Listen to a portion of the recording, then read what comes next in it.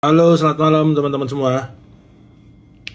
Ya, nggak kerasa habis long weekend ya teman-teman. Habis long weekend, surprisingly, halo, woi bro Abdul, apa kabar bro? Bagi teman-teman yang merayakan, selamat tahun baru Imlek. Dan kalau bagi teman-teman yang, even bagi teman-teman yang nggak merayakan, hopefully di tahun yang baru ini, tahun naga, semuanya lebih cuan ya teman-teman. Kelihatannya marketnya lumayan nih. Jadi di hari pertama trading setelah liburan, kan kita semua berpikir bahwa wah ini kayaknya 2 hari lagi pemilu, market akan lebih wait and see. Tapi ternyata market surprisingly cukup strong ya teman-teman. Hari ini kan market itu tutupan hampir menguat 1%, 0,8, 0,9. Dan kalau kita lihat saham-saham big banks, semuanya kompak menguat ya. Baik itu dari BBRI. BBRI sih kenceng banget, all time high lagi teman-teman. BMRI itu juga ini all time high lagi. Tadi buka langsung gap up. Dan juga even BBCA ini juga balik ke all time high-nya teman-teman. Ya. Jadi kalau kita lihat sebenarnya market ini, and saya cukup yakin ini juga pasti didominasinya kan oleh asing ya.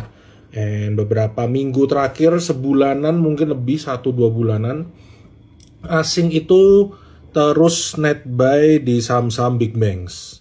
Kalau kita lihat mau dari itu Bank Mandiri, BRI, BNI, BBCA, semuanya itu mereka big banks, ditambah semua itu mereka net buy, ditambah juga beberapa hari terakhir kan asing itu juga udah mulai ada net buy di Astra ya. Meskipun mungkin kalau kita lihat kalau mau beli Astra secara teknikal ini mungkin kurang begitu menarik.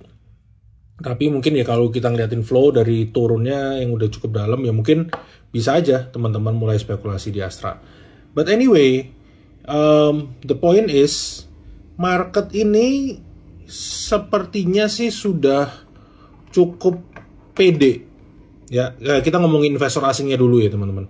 Karena kalau big banks ini kan kelihatan dari seminggu 2 mingguan terakhir ini yang net inflow terus itu kan asing.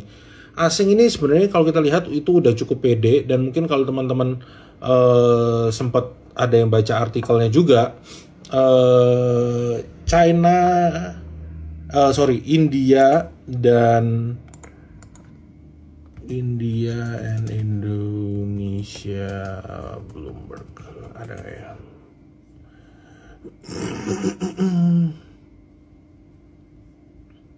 Nih, ini artikel yang cukup menarik. Saya mau show sebentar ya. Dulu itu investor asing melihat, wah Indonesia sama India ini nggak menarik. Resikonya terlalu banyak sebagai negara berkembang. Tapi seperti yang teman-teman tahu, India itu dalam beberapa tahun terakhir, Nifty-nya, indeksnya itu setiap tahun selalu tutupan hijau, teman-teman. Dan kalau teman-teman sering dengar juga ada MSCI rebalancing, porsi atau bobotnya dari China itu kan berkurang terus. Lalu yang kedapatan inflow paling banyak itu adalah di India. Nah, Indonesianya kapan? Pertanyaannya kan seperti itu. Indonesia sendiri sebenarnya dari bobot weightingnya MSCI, saya agak lupa berapa persen, di bawah 10% kok. Itu juga pelan-pelan naik. Ya, jadi asing itu setelah outflow dari China, inflow paling signifikan itu ke India dan juga ada masuk ke Indonesia. Di sini juga ditulis dari Morgan Stanley bilang bahwa ya Indonesia ini udah mulai menarik. Ya, ini kalau kita lihat Indonesia dan India, credit risk-nya itu udah mulai turun, teman-teman.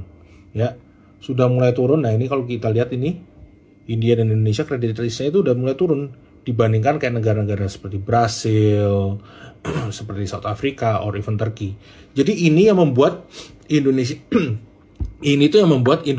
ini di mata asing mulai terlihat menarik. Dan kalau kita lihat sebenarnya inflow asing yang sehari mungkin 1T, seminggu 4T, 5T, itu sebenarnya nggak signifikan. Teman-teman tahu nggak bahwa IHSG kita, market cap-nya kalau di total sama market cap-nya Apple, ya itu masih gedean Apple. Jadi mau asing itu net inflow segitu signifikan ke IHSG, itu sebenarnya buat kitanya gede, buat asingnya itu very small, teman-teman. Ya, jadi yang bisa kita harapkan dan hopefully ya, kalau kita lihat inflow dari Indonesia membaik, rupiahnya membaik, dan juga kinerja dari saham-saham big banks ini kan udah membaik, itu semakin membaik, saya rasa juga inflow dari asing ini bisa terus lanjut atau mungkin justru bisa lebih gede. Pastinya yang diincar pertama itu adalah saham-saham big banks, lalu saham-saham blue chips. Makanya kalau kita lihat big banks ini ya udah all time high terus. BRI balik all time high, Bank Mandiri tadi juga all time high, BBCA juga udah balik all time high. Ya big banks yang masih agak tinggal BBNI lah. BBNI juga udah all time high. BBNI belum. Nah, tapi BBNI ini juga salah satu big banks yang lumayan menarik nih kalau kita lihat ya teman-teman. Nah, balik lagi. Jadi kan kalau kita lihat untuk tahun ini sebenarnya itu kan market ini udah mulai pricing kan oke, ada penurunan suku bunga ya kan. Dan lain sebagainya. Ya, kalau suku bunga turun nantinya ya ini kan market udah mulai pricingin suku bunga ini akan turun di akhir dari kuartal kedua ya. Jadi sekitar bulan Mei, bulan Juni, atau mungkin di awal semester 2, market ini udah ngeliat, oh suku bunga ini akan turun, dan kalau suku bunga turun, yang diuntungkan salah satunya adalah saham-saham perbankan, saham-saham big banks, teman-teman. Kegeser tadi. Yang diuntungkan adalah saham-saham big banks. Nah, ini sebenarnya yang perlu kita lihat nih. Selain big banks, saham-saham banking yang kecil juga, itu kan udah mulai naik. Seperti salah satu contohnya BBTN. BBTN ini kan juga salah satu yang diuntungkan kalau misalnya suku bunga turun. Kenapa? Karena dia direct correlation-nya sama sektor properti. Nah, ini juga salah satu yang paling diuntungkan nih teman-teman. Ya, kalau kita lihat dari sisi teknikalnya ini juga cukup menarik. Ya, and kita lihat dia ini laporan keuangannya. Tadi itu juga kan baru keluar laporan keuangannya, baru di-announce. Laporan keuangannya itu di atas ekspektasi. Ya, jadi kita lihat perbankan ini masih sangat menarik. Kalau teman-teman cari banking lainnya, Breeze ini juga salah satu yang oke. Waktu itu kita tungguin terus untuk buy on weakness, tapi nggak ada pullback. NISP ini juga salah satu yang sering kita call. Mungkin kalau teman-teman udah jadi nasabahnya Trimegah Sekuritas ya, itu di situ kita lumayan sering call untuk NISP ya. Ini kan kita ada rekap untuk stock pick-nya. Ini untuk NISP. Nah, ini NISP.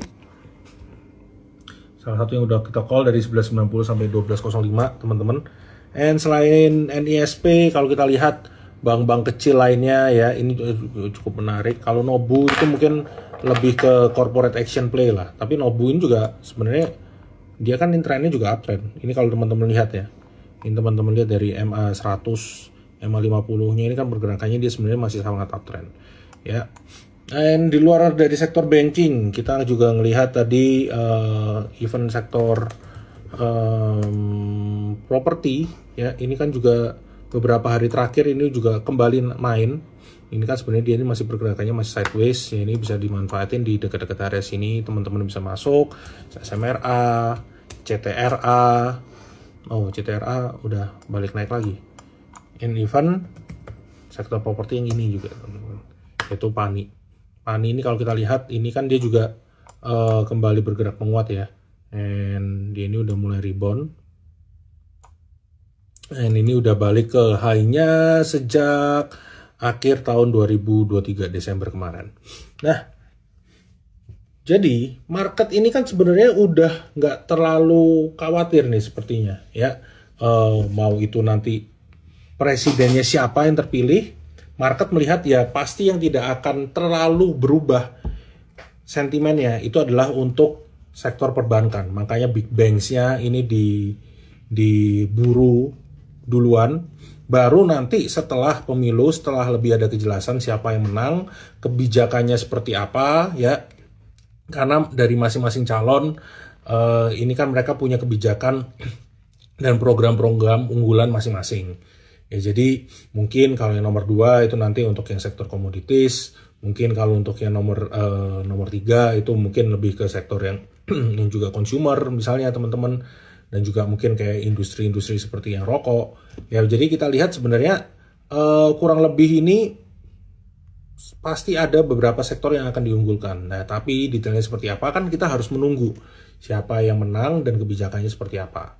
Tapi untuk overall kalau saham-saham wah nomor 4 mau kemana, itu ikut Kohan saja. Ya, tapi kalau kita lihat ya memang untuk saham-saham big banks ini kan udah mulai gerak duluan, tinggal nanti ya kita lihat untuk sektor-sektor lainnya. Kalau kita ngomongin sektor consumer, ada satu yang ini teman-teman perlu agak hati-hati nih sebenarnya ya, yaitu Unilever. Kalau yang belum punya, good. Kenapa Unilever turun? Karena laporan keuangannya kemarin yang pas dirilis itu di kuartal keempat itu kan dia masih turun dibandingkan kuartal ketiga ya, dibandingkan kuartal sebelumnya.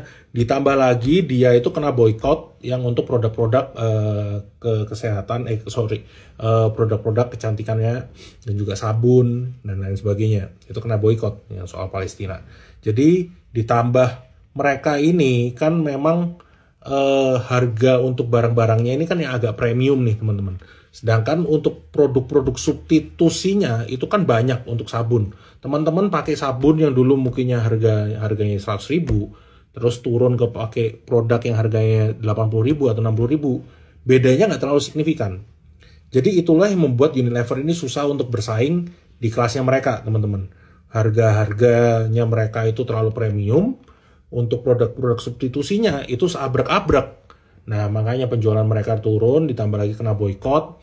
Ya, tapi kalau mungkin teman-teman yang nggak punya, yang mau coba spekulasi, ya, ini pas laporan keuangan kemarin itu keluar, itu di hari, kita libur, hari apa sih, Kamis ya, hari Rabu kemarin, itu dibilang bahwa, boykot, barang-barang kita yang kena boykot itu di bulan Januari Februari ini udah agak mereda. Nah, jadi kalau teman-teman mau coba spekulasi, itu momentumnya nanti mendekati laporan keuangan kuartal 1 di bulan Maret. Dengan ekspektasi itu kuartal 1-nya membaik dibandingkan kuartal keempat. Di note aja teman-teman. Itu nanti berarti di dekat-dekat bulan Maret. Awal-awal bulan Maret lah kalau mau coba spekulasi. Oke, kita masuk stock pick. BRPT ini sebenarnya dia kemungkinan sih, ini kan beberapa hari, ini dari hari apa sih, dari akhir Januari sampai sekarang ini kan dia sideways di sini. Dia di awal Januari juga koreksi ke sini terus agak mantul, koreksi ke sini bertahan lagi. Jadi kalau kita lihat 10.10 sampai 10.70, ini teman-teman bisa gunakan sebagai untuk area tradingnya ya. Misalnya entry ya dekat-dekat 10.10 sampai 10.70. Itu area-area untuk entry. Brand kalau brandnya sendiri ini sebenarnya juga dia kan di dekat-dekat area 4650 ini mantul, dan sekarang ini kan ya tadi berhasil agak rebound ya teman-teman, mungkin masih bisa melanjutkan penguatannya untuk brand ini. Terus kita bahas satu lagi TPIA ini sebenarnya kan dia udah kena dekat TP ya. Ini di dekat-dekat 6.000, 6.025 terus dia pullback. Nah, ini kan sekarang lagi bergerak dekat EMA 20-nya nih. Kita lihat ini dia bergeraknya mampu bertahan di dekat sini apa enggak. Kalau enggak ya ada potensi untuk dia nutup gap. Ada gap di dekat-dekat 4.230. Yang menarik juga Medco. Ya udah kita bahas Medco dulu, nanti sebenarnya saya mau bahas tentang Goto, teman-teman.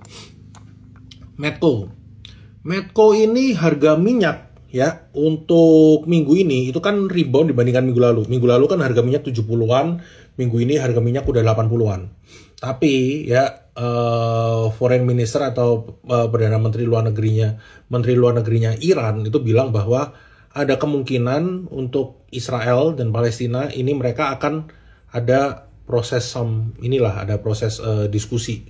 Ya hopefully bisa ada gencatan senjata. Kalau itu gencatan senjata ya minyak tentunya akan turun, teman-teman. Big Banks tadi udah kita bahas ya, Medco, Pegas. Terus kalau kita lihat untuk Pegas sendiri, ini kan pergerakannya dia juga sebenarnya masih cukup cakep nih teman-teman ya untuk Pegas. Ini kita lihat, ini coba saya kasih, ini stop lossnya bisa dipasang di sini untuk stop loss. Terus kalau kita lihat Ini target bisa dekat sini teman-teman.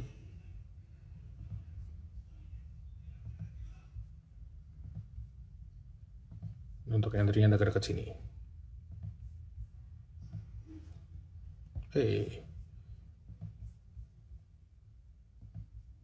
Untuk pegas. Pegas ya kita tinggal menunggu laporan keuangan juga. Ini pegas. Cakep sebenarnya. Lumayan loh pegas. Ya lumayan juga. Stop loss di dekat 11.10. Dekat 11.10 untuk stop loss. Oke, tapi mungkin ya akan lelet karena kan range-nya nggak terlalu gede ya untuk pegas sendiri. Era. Pani tadi ya ketinggalan. Pani udah dibahas. Kalau yang ketinggalan bisa cek ya di rekamannya Instagram kita. Ini era ini sebenarnya dia juga udah mulai bergerak menguat ya teman-teman. Kan dia juga udah kena TP-nya ini ya. Nah, dia kan kena TP-nya di sini. Ini resisten. Ya most likely kalau akan kempes ya bisa beli lagi di dekat 420. Di harga-harga sekarang teman-teman pasang trailing stop aja. Satu lagi, Eralnya ini sebenarnya, aduh berat juga nih Eral. Jangan entry dulu, karena belum ada tanda-tanda perlawanan teman-teman. TPMA, mending eranya. Kalau ada pullback, itu juga oke. TPMA kurang begitu oke nih teman-teman ya. Jadi sebenarnya kan ini turun, ini dia juga udah break dari MA-nya. Ini tadi agak rebound, tapi reboundnya kan setelah dia agak ada bantingan sedikit. Arto tentunya pergerakannya more or less akan sepaket ya dengan si Goto. Nah, ngomong-ngomong soal Goto, kita akan bahas juga nih. Goto.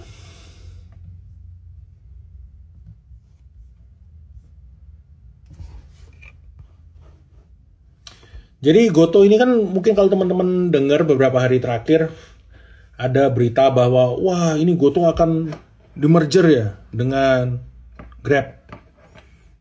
Apakah ada kemungkinan? Kemungkinan sih ada. Dan sebenarnya ini tuh bukan sesuatu yang baru ya teman-teman. Perlu teman-teman ingat, ini bukan sesuatu yang baru. Waktu itu rumornya udah pernah mencuat ya udah agak lama lah. Karena kan yang sering dibahas waktu itu, wah Goto ini bisa bertahan hidup nggak ya? Mereka ini runway-nya cukup panjang nggak ya? Kalau competition-nya semakin ketat gimana gitu. Memang sempat ada ya rumor-rumor Goto ini akan merger dengan Grab, tapi habis itu kan ya kayak angin lalu. Terus ini sempat muncul lagi. Munculnya ini kan setelah si Tokopedia-nya itu diakuisisi oleh TikTok. Ya, meskipun kalau ini sampai merger di Bloomberg ini juga dibilang ya, ini sebenarnya juga sama seperti yang waktu itu. Ini mergernya itu nggak akan full kayak dua-duanya itu langsung digabung. Jadi kayak Goto dan Grab jadi bareng. Kurang lebih yang kemungkinan kalau ada sampai merger pun ya nanti Goto akan focusing di A, Grab akan focusing di B, marketnya juga akan dibagi teman-teman. Jadi sebenarnya itu, tapi detailnya seperti apa ya itu masih too early. Tapi kalau kita lihat dari sisi teknikalnya sebenarnya dia ini kan masih pergerakannya sideways ya untuk Goto. Ini pergerakannya dia masih sideways, jadi dekat-dekat area sini teman-teman bisa lakukan entry nih. Dekat-dekat 80, 81 itu teman-teman lakuin entry lagi aja ya. Ini lumayan kalau area-area ini misalnya ya mungkin nggak sampai 95 lah. Ini 95 kan agak jauh. Mungkin dekat-dekat sini di 92 ya. Kalau misalnya dia ada koreksi dekat-dekat 81, teman-teman lakukan entry terus sampai ke 92 itu udah 10%-an lebih teman-teman. Jadi sebenarnya cukup menarik ya, area-area sideways ini digunakan sebagai untuk area trading. Terus yang cukup menarik juga itu ada satu lagi di ESA. ESA ini kan kalau kita lihat kemarin kuartal-kuartal sebelumnya itu kan laporan keuangannya agak turun karena ya harga amonianya agak jeblok. Terus pabrik mereka juga ada maintenance ya kan di Q1, Q2. And kalau kita lihat untuk ESA sendiri ini kan diproyeksikan untuk 2024 harga amonia itu naik ya teman-teman. Dan kalau kita lihat ini kan memang dia masih turun nih, ya. Tapi di sini selama dia nggak break sini, ini secara risk reward udah mulai lumayan menarik nih teman-teman ESA, ya. Jadi dekat-dekat 510 sampai 520 itu teman-teman bisa lakukan entry untuk ESA dekat-dekat sini. Targetnya ada di 595. Cukup menarik sebenarnya untuk ESA di harga-harga sekarang. Menurut saya risk rewardnya cukup menarik lah. And satu lagi lah. Kita akan bahas beberapa saham consumer, ya. Karena Emyor ini sebenarnya salah satu yang kelihatannya cukup menarik dari sisi risk reward. Ya memang agak lelet ya teman-teman. Tapi balik lagi kita ini kan menunggu nanti yang terpilih siapa, entah itu nomor 1, nomor 2, atau nomor 3, dan kebijakannya akan seperti apa. Ya kita coba pantau lebih lanjut lah. Mayora sendiri ini kan supportnya lumayan kuat nih. Jadi kalau ada pullback ke dekat-dekat sini, ini teman-teman bisa lakukan entry ya untuk si Mayora. Dekat-dekat, kalau mau entry dulu sekarang dekat-dekat 2360, 2380 itu menurut saya cukup oke. Mayora, terus ICB, ICBP udah naik sih ICBP ya, jadi ini skip dulu lah kalau ICBP, kita cari yang lain dulu. ICBP nya udah naik, Mayora udah, tadi ada yang naik Sido nih. Sido sih lelet banget. Tugu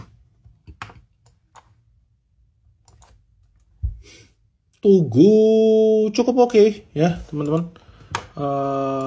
Kita masih ada call nggak? Tunggu. Udah nggak ada. Cukup oke. Tapi ya upside-nya mungkin udah nggak terlalu gede ya kalau di harga-harga sekarang ini teman-teman. Dan dia kan cukup lelet. Gudang Garam dan HMSP. Nah ini pas nih. Nah HMSP ini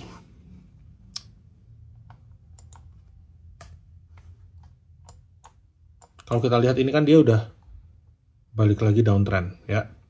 Dia mau coba break dari 520 nggak berhasil. Ini mau coba break lagi, terus belum berhasil teman-teman. Yang bisa dilakukan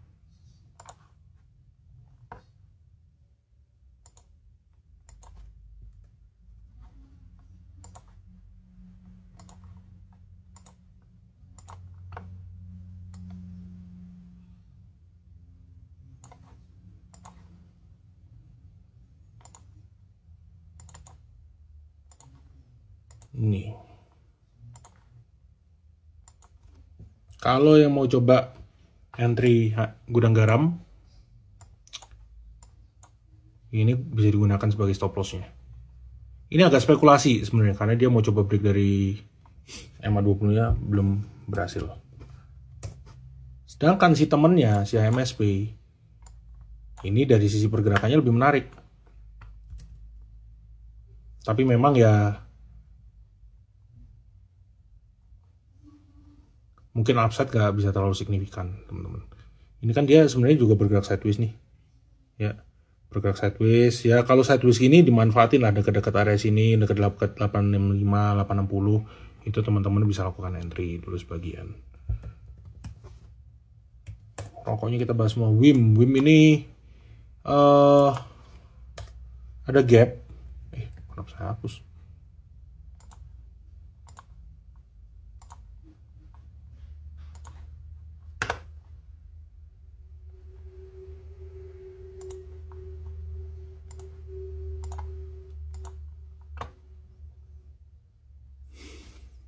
Balik lagi ini kemungkinan juga akan bergerak sideways. Jadi dekat-dekat sini kalau teman-teman mau spekulasi ya, itu silahkan. Kita sektor consumer udah, metal-metalan kita akan bahas sedikit. MBMA ini masuk lagi ke area buy kita ya tadi ya. Dekat-dekat 585, 615. Ini teman-teman bisa lakukan entry dekat-dekat sini. Risk rewardnya lumayan kalau bisa dekat-dekat sini masuk. Ya itu upside bisa mungkin sekitar 20%. MBMA, terus MDKA ini juga salah satu yang cukup oke. Nah cakep nih, MDKA juga salah satu yang sering kita call ya, dekat-dekat sini area buy. Tiap kali dekat-dekat sini teman-teman lakuin entry aja dekat 2380, 2460.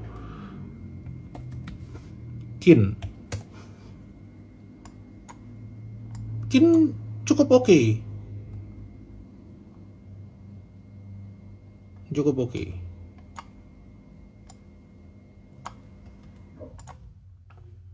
Kita udah sempat call nggak sih? Nggak ada.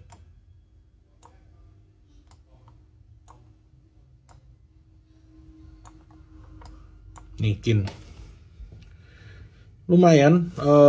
Kalau kita lihat mungkin kalau mau entry lagi ya dekat-dekat koreksi dekat-dekat 790 ini bisa lakukan entry ya.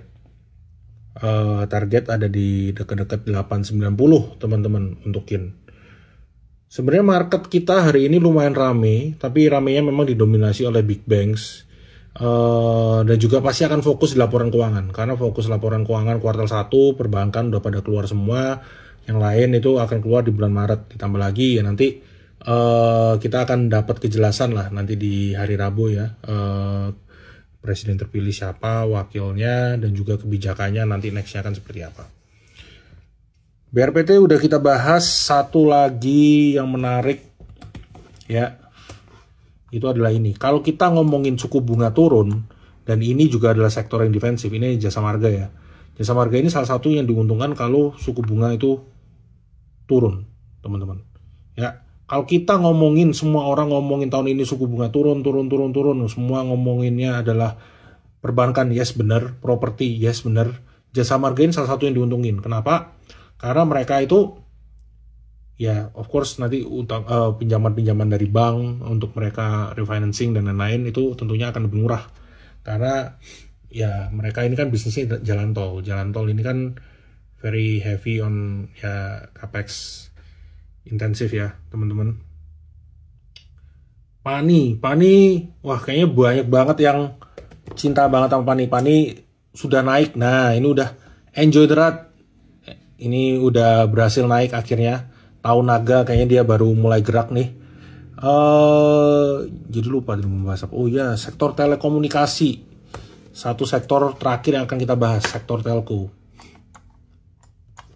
Sebelum kita bahas dari big caps-nya dulu lah ya, sektor telco. Telkom ini mungkin banyak yang bilang, lah resultnya kan bukannya biasa aja, tapi kenapa dia naik? Simple teman-teman jawabannya. Karena asing pasti belinya adalah saham-saham blue chip, saham-saham big banks.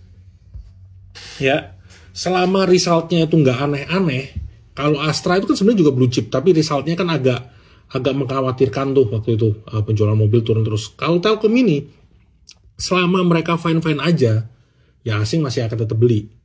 Ya karena yang dibeli adalah saham-saham big banks, blue chips. Nah, ini dari Telkom. Sektor telekomunikasi lain yang cukup menarik, ISAT, ya kempes. ISAT ini kemarin tuh laporan keuangannya juga bagus ya teman-teman. Jadi sebenarnya itu yang membuat dia naik. Ini kalau kita lihat ya, jadi dia itu ada 2 target. Ini memang resisten satu di sini, nggak kelihatan ya satu lagi. Nah resisten keduanya di sini. Dia dekat-dekat harga ini teman-teman bisa lakukan entry dekat-dekat sini. Excel. 2 ini sebenarnya cukup menarik. ISAT, Excel ini kemungkinan laporan keuangan juga cukup oke. Ini sebenarnya kan dia udah bergerak uptrend. Sekarang kemungkinan lagi kalau ada sideways ya teman-teman pullback dekat-dekat 2220 sampai dekat-dekat 2300. Ini teman-teman bisa lakukan entry. Tadi ada yang nanya friend, kalau friend mah ya agak berat ya teman-teman. Mungkin friend ya sentimennya dia kapan bisa gerak kalau nanti ada update mengenai rencana merger dengan Excel. Oke, ya mungkin itu dulu teman-teman buat malam hari ini.